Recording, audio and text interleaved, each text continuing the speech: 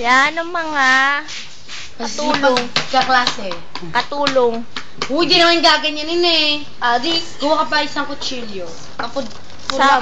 Di ka kukuha. Paano pag tinanong ko sila mo? Makaganyan eh. Tama.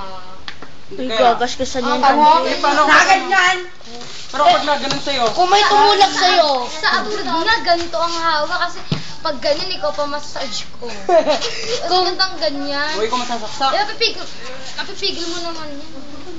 Kahit na matulis yan. Pag-away natin ito yun.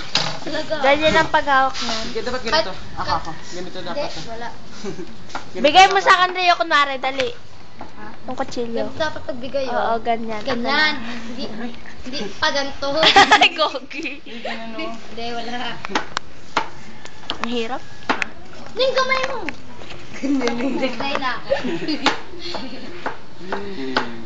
Sanay na pala si Jamie. Ba't na yan? Kaya yung dagarantis.